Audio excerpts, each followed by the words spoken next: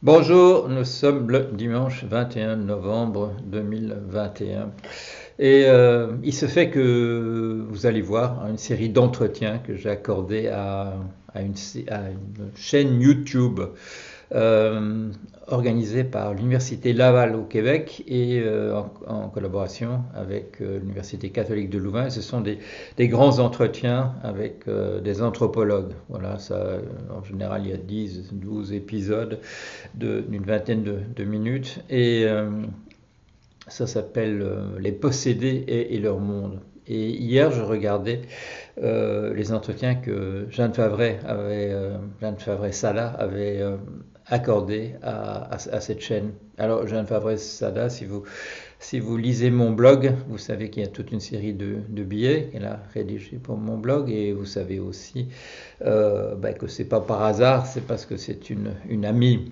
Alors on n'a pas tout à fait le même âge, il y a une demi-génération, je dirais, de décalage entre nous, mais j'ai la surprise, voilà, en voyant toute l'histoire de sa vie racontée, que nous avons été en contact, voilà, avec un décalage de 10, 12 ans parfois, avec les mêmes personnes. Voilà, nous avons eu des affinités avec les mêmes, et je savais en partie, mais pas pour le tout.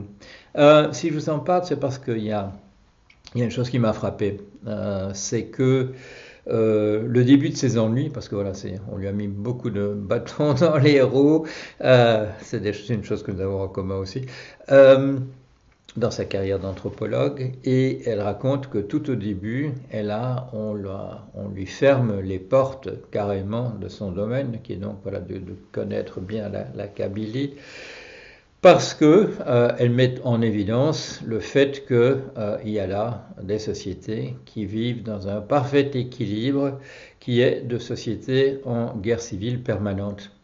Alors c'est le genre de choses qu'on ne peut pas dire. Vous le savez, il faut dire que l'homme est très pacifique, que l'espèce humaine est très pacifique, et que de temps en temps il y a des petits accidents qui sont le fait que ces sociétés soient en guerre. Vous ne pouvez pas dire, comme Jeanne Favre l'a dit, qu'il y a des sociétés qui vivent depuis des millénaires dans un état de guerre civile, de vendetta, etc.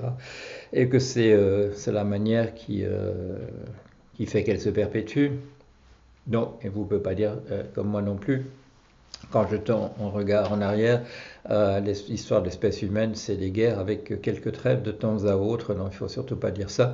Surtout par les temps qui sont les nôtres, où l'explication que je donne, c'est que dès qu'un problème est un tout petit peu compliqué, mais alors un tout petit peu compliqué, on préfère la guerre à autre chose. Hein. On s'excite, voilà.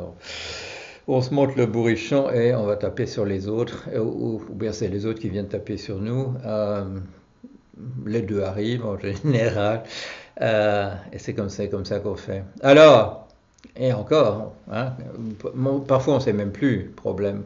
Hein, il y a la fameuse guerre de la vache entre la Belgique et la France. Je ne sais plus exactement à quelle époque, à cause d'une vache qui est passée d'un côté à l'autre.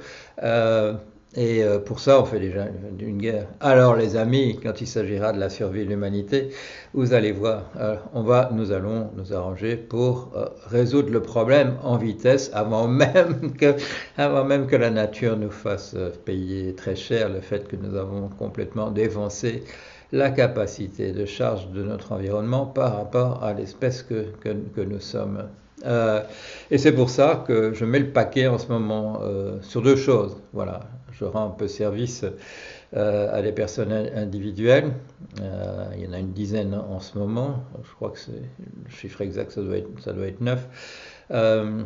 Que je vois en psychanalyse, en tant qu'analysant et analysante. Et vous avez vu, je fais quelques petites vidéos aussi avec Stéphanie Kermabon pour qu'on discute de ça, pour qu'on en discute, voilà, sur mon blog en commentaire de ce genre de choses. Mais sinon, le gros effort que je fais en ce moment, c'est de faire passer l'intelligence artificielle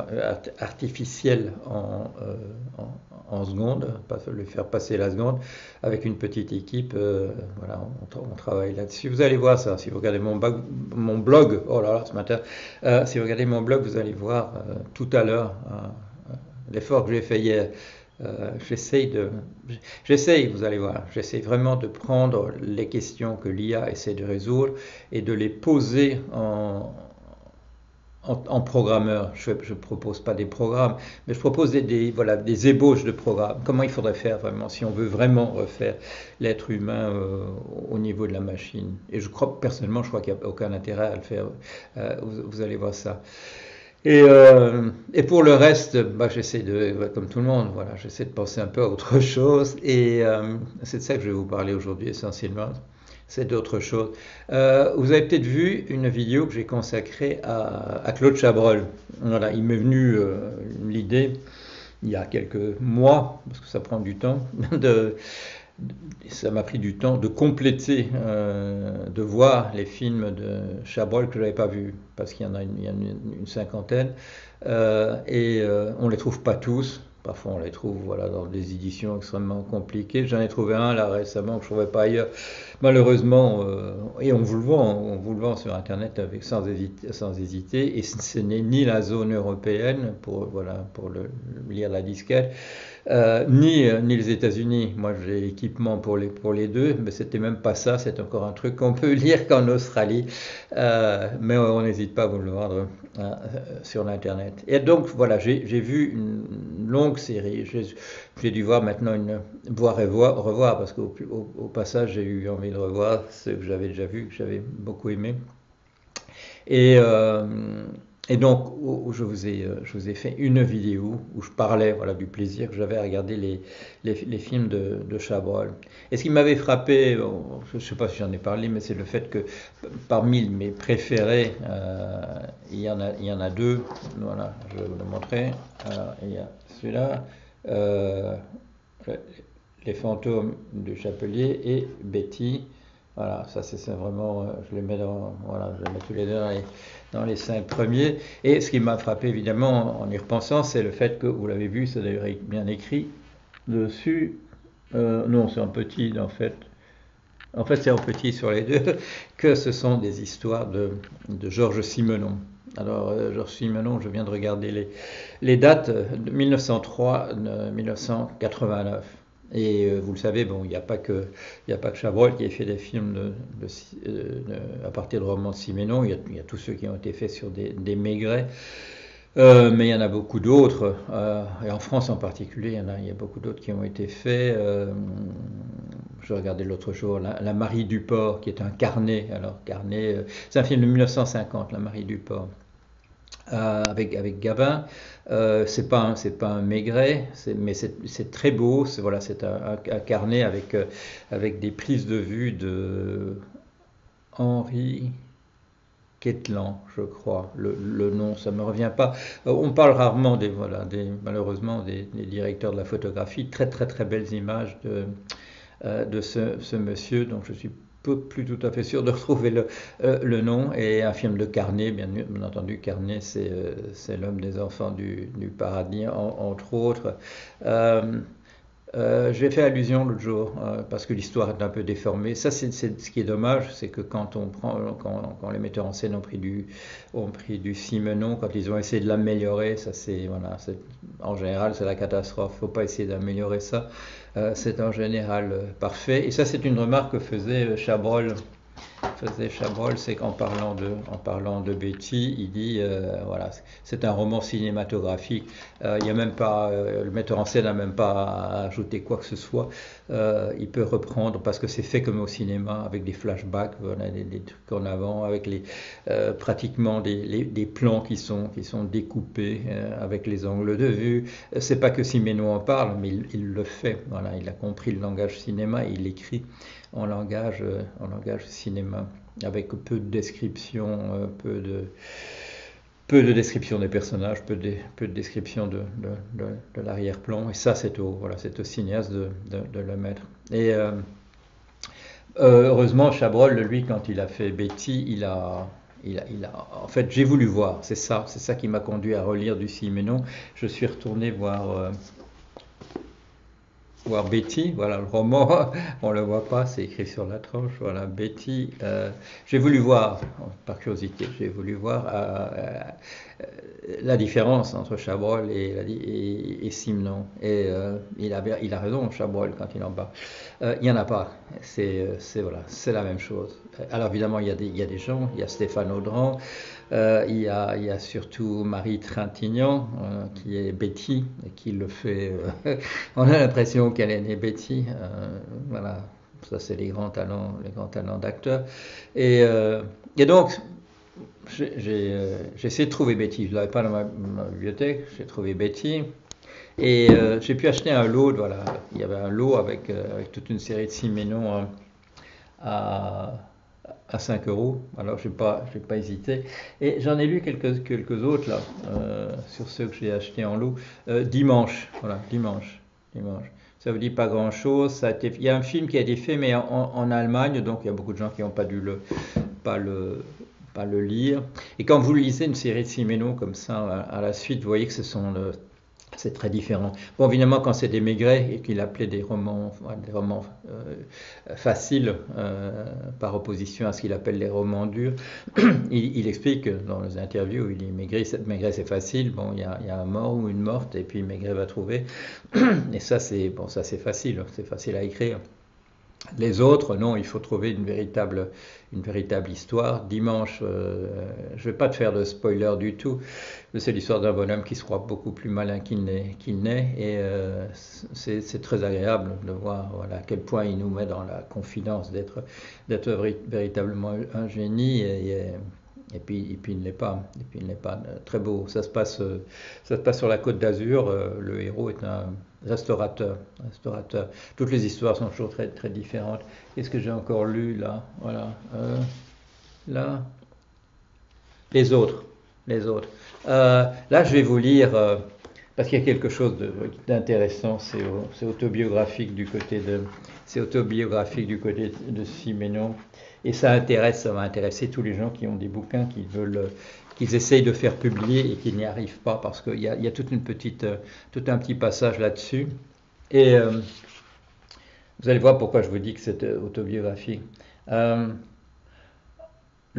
commence, on est à page 14. On commence page 14 et c'est un monsieur qui écrit et qui prend le lecteur à témoin.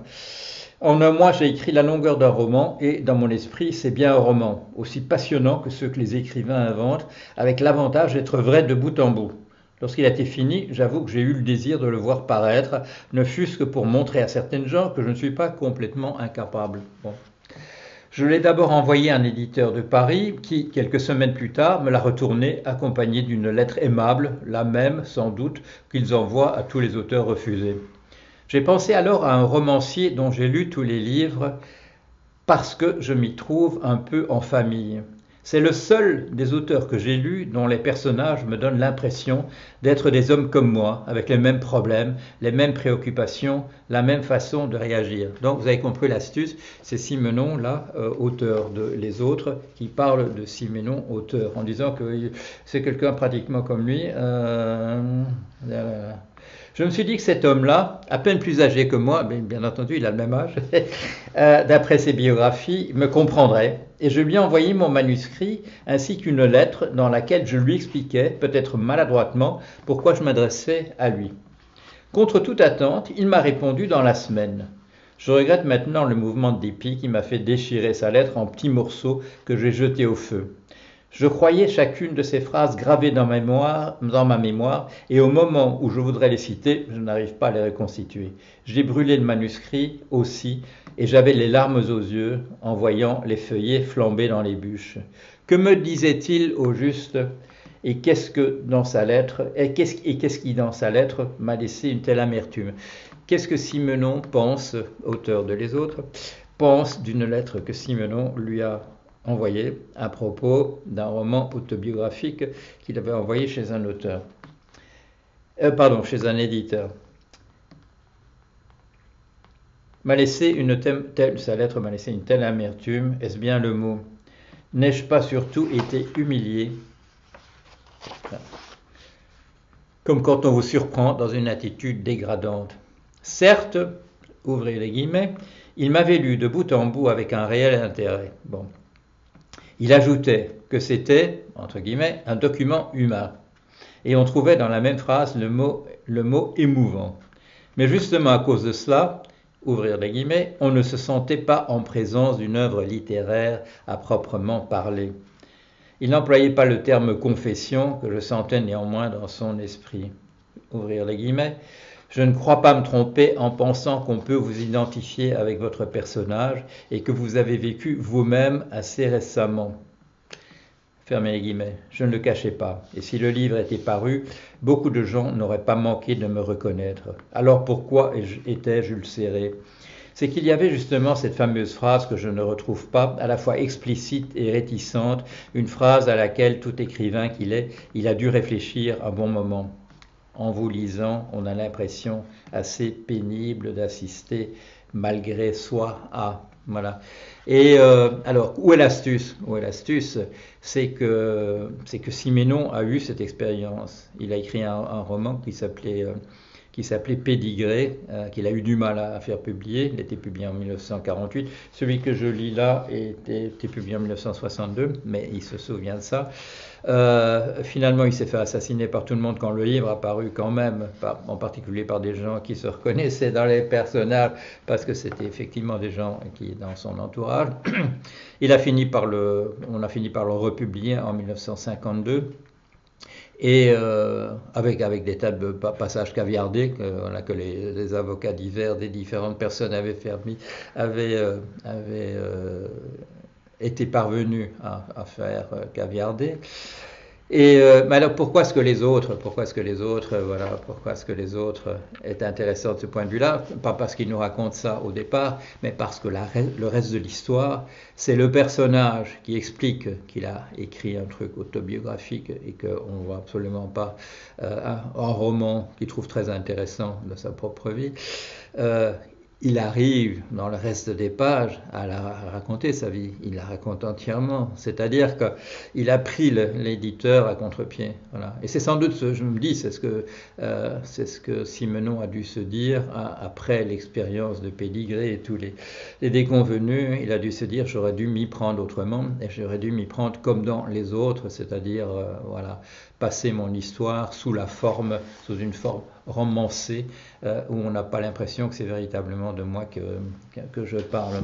Alors, encore un, là, je crois que j'en ai acheté 10 d'un coup, mais comme ils n'étaient pas chers, à 5 €, et c'est des trucs d'époque, voilà, c'est des trucs, ce sont des éditions, je ne sais pas si c'est premier tirage, probablement pas, mais c'est des éditions originales, et là, celui-là s'appelle Striptease. Et là, vous savez, dans une interview, Simenon explique qu'il connaît bien les stripteaseuses, il connaît bien les prostituées, etc. Et quand on lui demande pourquoi êtes-vous la personne qui a dit un jour que vous aviez eu des relations avec 10 000 femmes différentes, j'ai vu ça, je n'ai pas recherché ça, mais je suis tombé dessus, et il dit simplement parce que j'ai au moins une par jour sur 30 ans, ça fait 10 000. C'est pas un calcul que j'ai fait. Mais voilà, je suis une personne addict. Voilà, j'ai une addiction. Ça me perturbe en permanence, le fait d'avoir l'envie de faire l'amour. Et voilà, j'ai vécu comme ça. Avec des épouses, des concubines, des maîtresses, et puis de me rendre au bordel, etc. Et ça, bon, Striptease, oui, effectivement, on voit qu'il sait très bien de quoi il parle. Voilà, c'est des conversations, c'est un condensé de conversations avec des stripteaseuses et des observations de lui-même sur de nombreuses années. Alors, qu'est-ce que je lis encore ? Il y en a, voilà, ça j'ai retrouvé, voilà, je voulais le lire pour la mauvaise étoile. Il se fait, bon, ça c'est un peu de mon autobiographie à moi, il se fait que à la cantine c'est un nom, je sais plus, c'est un nom, comment ça s'appelait, c'est pas les cantines, ce sont ces magasins qui existent dans les casernes, voilà, j'oublie le nom que ça a en français, le mot technique, mais il y a la même chose à l'FAO à Rome pour les gens, le personnel des Nations Unies. Il y a un grand magasin où on vend tout, où on peut acheter des choses pas chères parce que c'est détaxé, bien entendu, pour les gens, les fonctionnaires des Nations Unies. Et là, avant de prendre l'avion de Rome pour quelque part en Afrique, je ne sais plus exactement où, J'avais pris sur le rayon, j'avais pris La mauvaise étoile, de Simenon. Et c'est une série c'est pas très long, c'est une centaine de pages, et encore, je sais pas combien, il y a une demi-douzaine d'histoires.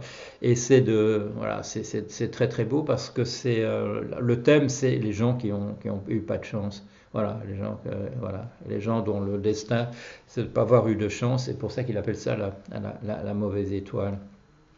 Et un autre que j'ai acheté l'autre jour parce que, voilà, en cas de malheur. Pourquoi? Parce que j'avais vu le film, c'est pas un film de Chabrol, c'est un film de Autant-Lara, et c'est un film de Autant-Lara dont Truffaut disait que c'était le seul film de Autant-Lara voilà, qui était présentable et qui était pas mal du tout. Et là, contrairement au film de Carnet, il n'y a aucune recherche sur les angles, il n'y a aucune recherche même sur la lumière. La lumière est même assez mauvaise dans tout le film, de ce film de Claude Autant-Lara. Mais le film n'est pas mal. Il est pas mal parce que c'est une histoire de Simenon, parce qu'il y a Gabin, et il y a surtout dans un de ses plus beaux rôles, certainement, il y a Brigitte Bardot, qui là, voilà. Elle fait, je dirais, l'équivalent de Marie Trintignant dans Betty, c'est-à-dire que très très grande actrice dans ce rôle de Yvette, de cette prostituée qui parvient à embobiner, qui a commis un hold-up à sa manière, à petite échelle, et qui parvient à embobiner l'avocat, voilà, de tricher, de devenir véritablement un avocat très connu, devenir véritablement un avocat véreux, voilà, de gâcher sa propre vie parce qu'il a été séduit par cette femme qui, dans la première scène du film, pour le convaincre de défendre son cas, elle vient de réaliser son petit vol avec une complice, et alors pour convaincre l'avocat de prendre son cas, elle s'assied sur son bureau et ouvre les cuisses. Alors si vous avez acheté le DVD du film, vous pouvez voir la scène, mais bien entendu la censure, je ne sais pas en quelle année c'est, en 58 je crois, que le film a été sorti. Bien entendu, cette scène-là n'existe pas dans la version qui a été montrée au cinéma. C'est le plaisir maintenant de pouvoir voir les scènes qui ont été coupées quand vous voyez un film. Elles sont là ajoutées à la fin. Et en cas de malheur, et je vais terminer là-dessus, voilà, comme ça c'était en couverture souple, c'était un peu avant les couvertures dures là. Et là, et en fait c'est pour ça essentiellement que j'avais voulu de faire cette vidéo, c'était pour la chute. Parce que au moment où je reçois ça, j'ai acheté ça sur AB Books, j'ai essayé de trouver ça chez les bouquinistes qui sont en ligne.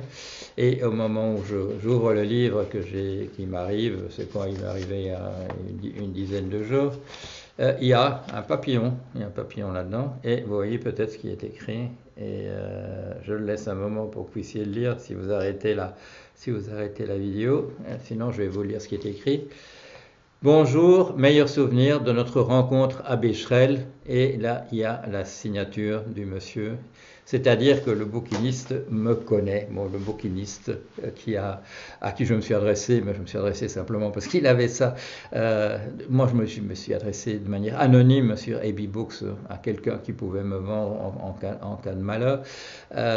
Il y a ce petit papillon qui me dit, mais monsieur, j'ai assisté à une de vos conférences, et ça, bien entendu, ça fait très plaisir, et je voulais que lui voie que j'ai noté son papillon, parce qu'en général il y a des trucs glissés dans les livres et on les jette, on les garde pas. Voilà, allez, une petite réflexion sur le monde tel qu'il est, et des gens que nous avons plaisir à lire. Nous avons un très très grand plaisir aussi à voir leurs œuvres quand elles ont été mises au cinéma. Très très grand auteur qui a expliqué dans une vidéo que si on lui avait donné le prix Nobel de littérature, il aurait dit non, c'est une erreur. Un homme modeste, un homme qui a eu pas mal de tragédies d'ailleurs dans sa vie. Quelqu'un qui s'est consacré à comprendre les autres. Si vous me disiez quelles sont deux grandes personnes, allez, je vais ajouter Montaigne quand même, mais deux grandes personnes qui ont vraiment compris comment ça fonctionne à l'intérieur des êtres humains, je vous dirais Sigmund Freud d'un côté et Georges Simenon de l'autre. Voilà, allez, à bientôt.